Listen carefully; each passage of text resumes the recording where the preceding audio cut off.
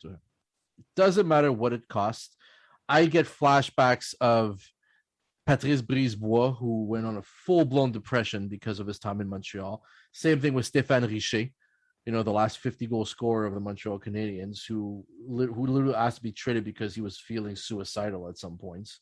Of course, in modern generation, we'll think about Robin Lehner, who also had bouts of anxiety as well. Sam, what's your take on Jonathan Drouin taking the time and explaining himself, not via an agent, not via the press? He sat down himself and said, "This is my story. This is why I left." Like, what do you think about doing such a thing in today's day and age? You know what, Patrick? I'm not even lying. As I'm about to speak, I'm already at chills because I have the utmost respect for a guy who realizes that, he just isn't where he needs to be mentally. I mean, let's all forget two things. Number one, these people are human beings. We put athletes on a pedestal. We expect them to be these, gods, like players, whether it's hockey or any other sport that you look up to, that we don't expect that, there could be cracks in their armor and that they can't suffer from mental health or they can't deal with depression. And we saw what Robin Leonard did, and he came out and he got a standing ovation at the NHL awards that following year because it says a lot about a player, but also the person, for him to come out and publicly say, look, I'm not right. I need help. I need to address it. From the little bit I've heard from Jonathan Drouin, there's a few things. First of all, I think there's no place, and I live in Toronto, but I honestly think there's no place in the NHL that you can go and just be a hockey player and just live a normal life, because that's not Montreal. So basically, I know I kind of jumbled what I wanted to say there. My point being is that Montreal is kind of the polarized city in the NHL for players, for fans, for media, and any giant market for that matter, right? So you could say the same thing about places like Detroit or New York, or even nowadays a little more out west. Vancouver is also absolutely insane when it comes to media. Yeah, and you're absolutely right. Detroit has the Pistons, and they have the Lions, and they have other sports teams. Montreal doesn't have anything outside of the Canadiens. And obviously, people bleed blue, blanc, and rouge. And, we saw how they were throughout the Stanley Cup playoffs and leading up to that, these are a passionate fan base, and I'm proud to say I'm one of them. But when you think of players who have come to Montreal, and as great as the Bell Center is, and wearing that CH on the front of your jersey is amazing, there is a lot of pressure. We saw, the first guy I always think about, I don't know why, just Louis LeBlanc, a guy that was drafted in the first round, a French kid. And, Jonathan Drouin is a French kid, grew up in Montreal, has that extra pressure of being not only a French-speaking Canadiens player, but being from the city. And so the fact that, and I know Sebastian, we talked a little off air, and he's going to chime in and say that, the timing of it all, the fact that he didn't go back to the Canes, he wasn't a distraction. The players were in constant communication. We heard all that. We just didn't have an answer. And I think there was that, cloud of in this modern day 2021 where you expect all the information to just be given to you, to not know why he stepped away, to be like, whoa, what's his problem? And they're kind of trying to make the playoffs and they need him and all that stuff. It's like, dude, the guy was going through something. And I think the number one thing that I also want to stress on this point is we all went through a global pandemic. It wasn't one set of people or one region or one, continent. It was literally everyone in the world went through things. We stayed at home. We had to find ways to stay motivated. We lost jobs. We got new jobs. There was so many things. And I'm just talking about like my life. Like, and I'm not even getting paid millions of dollars to be a pro athlete. Like that's a lot of things. And then you add in the fact that there's, financial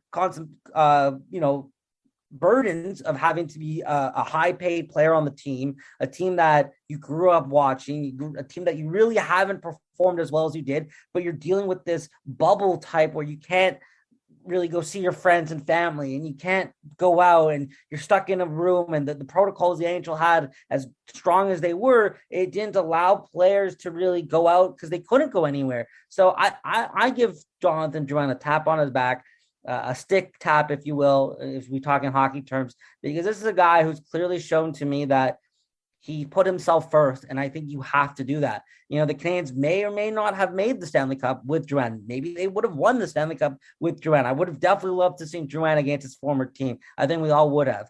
But I honestly think that this is a guy who sounded good. He sounded clear-headed, and he's probably more motivated than ever, knowing that I had a chance to play with my friends and my team to get them to a Stanley Cup and maybe even win a Stanley Cup, and I missed it. So I want to do everything I can to be the best player I can and get them back there. This is a guy who, at flashes, was a point-per-player game for the Canadiens for small stretches. Injuries were a factor. The lines were juggling. Now he might be in a situation where the lines might be pretty well set. He might be playing power play time with Toffoli and Caulfield and scoring goals and getting great assists.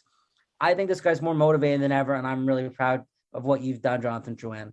Absolutely. I agree with you 100%. And the one thing also that stands out in your comments, Sam, is the fact that, we do live in a pandemic, and it makes things harder. But even without the pandemic, the biggest complaint that people will have is like, oh, he's paid millions of dollars. What does he have to complain about? Imagine being paid all this money, but you're not even able to use it. Because the second you walk out of your house, you got like 20 cameras in your face. Every single move is being filmed or is being reported. And also because you speak the same language as the people who live here, it makes things even worse, right?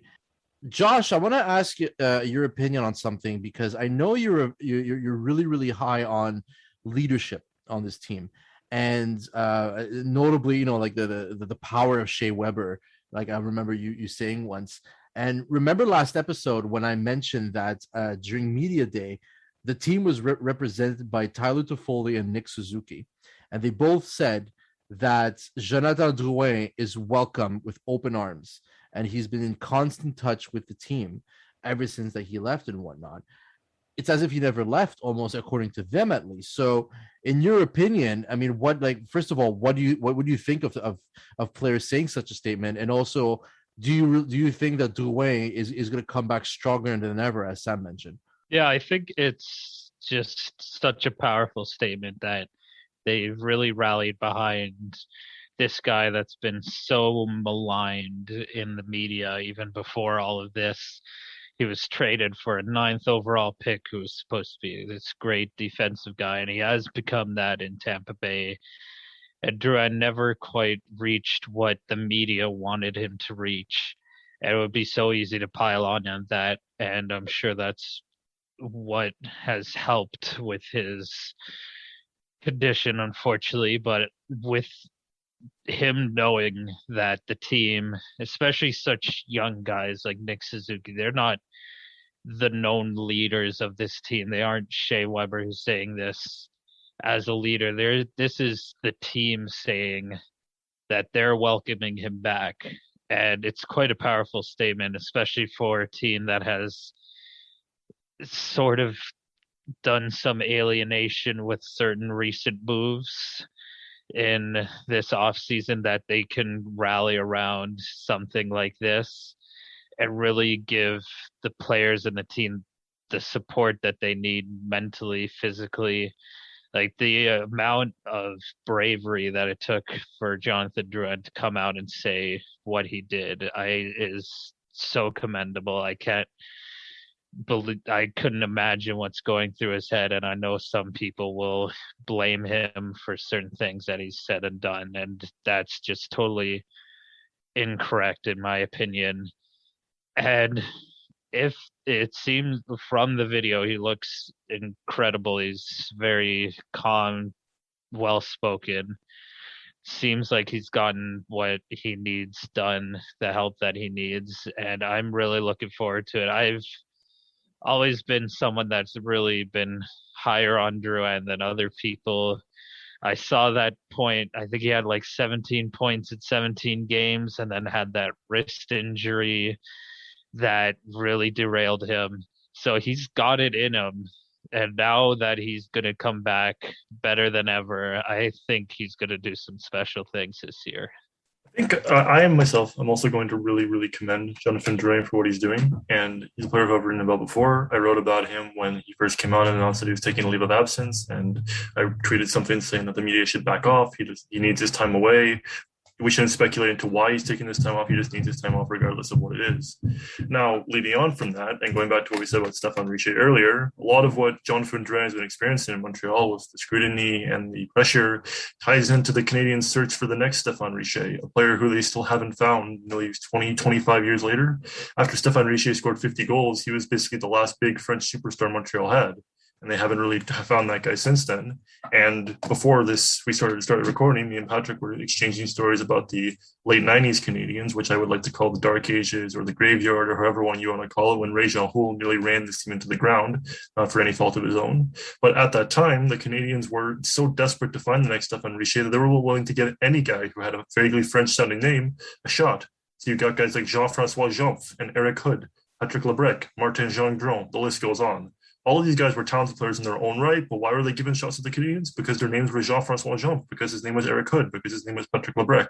And as sad as it may seem, that's carried on to Jonathan Drouin. And I hope that by him coming out and addressing these issues and being upfront about it, we can finally at least somewhat move on from the stigma that's been plaguing the Canadiens since Stéphane Richer hit that 50-goal mark all those years ago.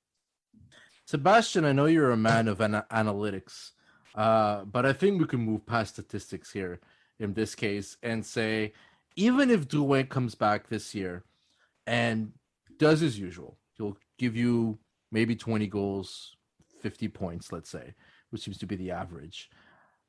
Do you think that he can bring more to the team than just statistics at this point?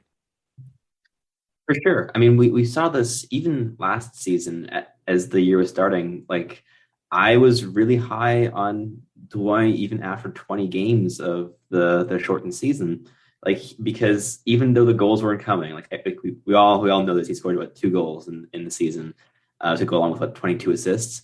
But despite the low goal tally, his effort level was something very different away from the puck than we'd gotten accustomed to previously. Like he clearly bought into the team philosophy, and he back-checked hard, he worked hard, he improved defensively tremendously at least for my eye test. And again, like, he might break out this season. And honestly, if Drouin scores 2 goals again, it wouldn't matter, because that's not where his value comes from, right? He's a playmaker, and he's going to be on a line with one of Josh Anderson, Tyler Toffoli, Cole Caulfield, and Mike Hoffman, all of whom are like actual goal scorers. Like, he's going to have an actual sniper on his line no matter what. Maybe even 2. And yeah, I really think that he has the potential to break out. But at this point, I'm just happy that he is in a healthy place, that he took the time. And yeah, I think it was a really brave thing not only to leave and take the time off, but also to like not come back during the playoffs prematurely.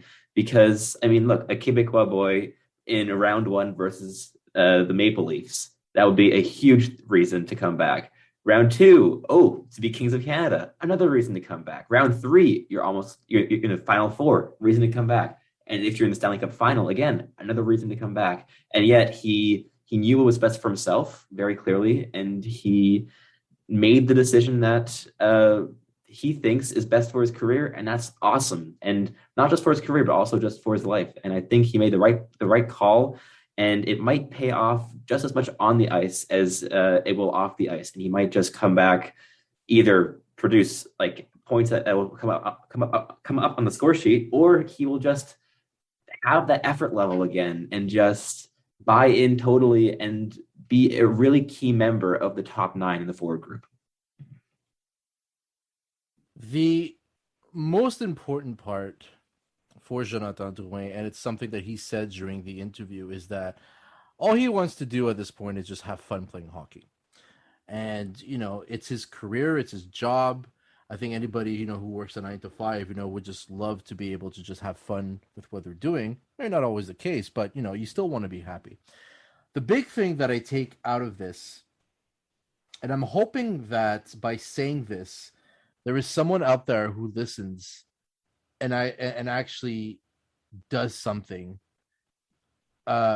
because what Drouin did, yes, is extremely brave. Just the fact that he took the time to put himself out there to the public and talk about his issues is something that is incredibly brave, especially with this mega scrutiny that is the Montreal media or the Canadian media as a whole. But just the fact that he looked at himself in the mirror one day and he said, I need help. That alone is just huge. And I'm hoping that anybody out there who